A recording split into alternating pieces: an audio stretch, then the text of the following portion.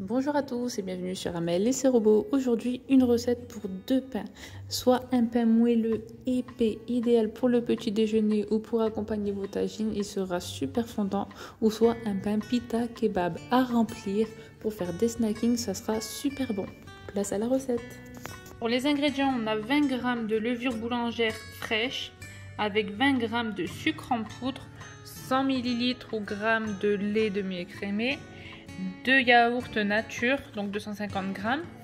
On aura besoin d'une cuillère à soupe, soit environ 10 g de sel, 500 g de farine et 40 g de poudre de lait écrémé. Dans le robot, j'ai mis les 100 ml de lait avec les 20 g de sucre et de levure boulangère fraîche. Je ferme le robot avec le gobelet doseur et je pars pour 37 degrés, vitesse de 3 minutes. J'y ajoute mes 2 yaourts nature avec mon lait demi-écrémé en poudre. Donc si vous n'en avez pas, c'est pas grave, vous mettrez juste un peu plus de lait. Ce sera vraiment à vous de juger. Je ferme le robot avec le gobelet doseur et je pars pour vitesse 4, 10 secondes. Voilà ce qu'on obtient, ça nous permet de mélanger nos liquides. J'y ai ajouté mes 500 g de farine et là je rajoute mes 10 g de sel.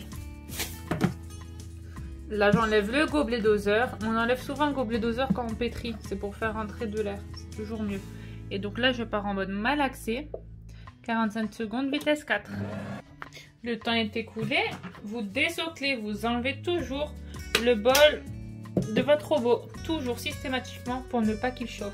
Donc vous voyez, pour l'instant on a cette texture là, c'est pas encore bien pétri. Alors là on fait une pause de 30 à 1 minute pour vraiment le laisser refroidir. Je referme le tout et je repars encore pour 45 secondes.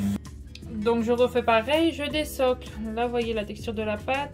Voilà, c'est à ce moment-là que si vous voyez que votre pâte n'est pas assez homogène, il manque un peu de lait, vous le rajoutez là. Parce que chaque farine est différente vraiment pour tout ce qui est pétrissage. Vous ne pouvez pas vous référer à la recette précisément. Il y a des fois, il y a des farines qui demandent un peu plus de lait, un peu moins de lait aussi. Donc vraiment, vous ajustez. Si elle est trop liquide, vous rajoutez de la farine. Si elle n'est pas assez, vous pouvez rajouter de l'eau.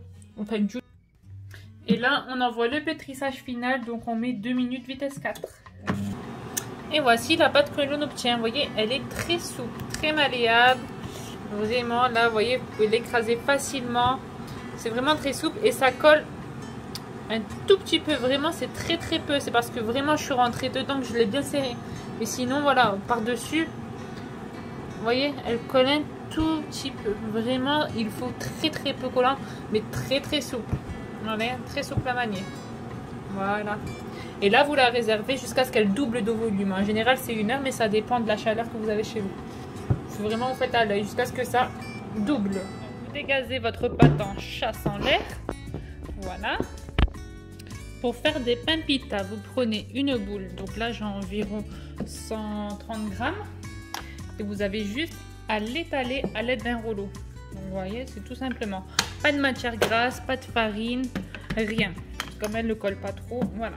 Vous l'étalez. Donc voilà, on obtient à peu près 17,5 cm de diamètre. Et là, en épaisseur, on est vraiment fin, on a 0,5. Et voilà, sur une poêle bien chaude, sans matière grasse, vous mettez votre galette. Et 30 secondes, même pas après, vous la retournez. Et pareil, 30 secondes après, hop, vous la retournez, vous baissez votre feu.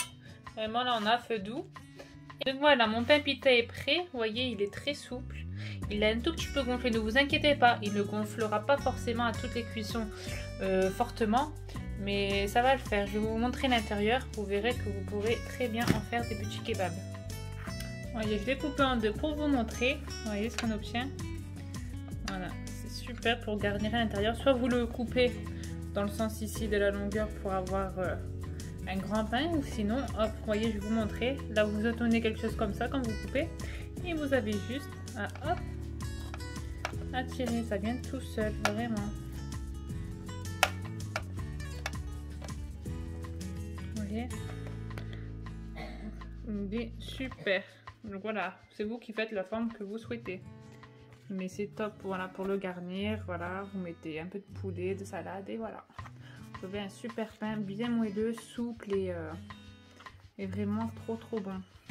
Et là par contre pour le pain au yaourt, j'ai formé 4 boules de 200 g chacune que je vais aplatir et que je vais aussi étaler. Hop. Donc voilà, on le fait vraiment plus épais que notre galette de pita. Là vraiment on a un bon centimètre d'épaisseur. Elle est un peu plus petite. Et je vais la réserver sur un plan, donc soit sur votre plan de travail, soit sur voilà, comme moi, du papier film. Vous prenez votre galette et vous la réservez dessus. Parce que là, on veut qu'elle gonfle. On veut la laisser gonfler.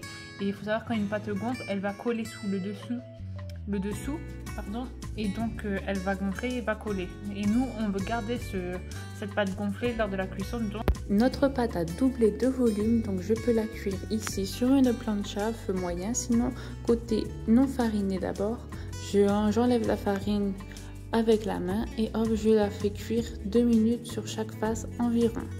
Voilà, ensuite vous la badigeonnez de beurre et vous la couvrez d'un torchon pour bien la garder moelleuse.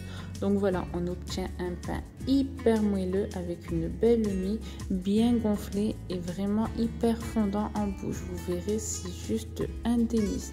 Donc si la recette vous a plu, n'oubliez pas de liker la vidéo et de vous abonner.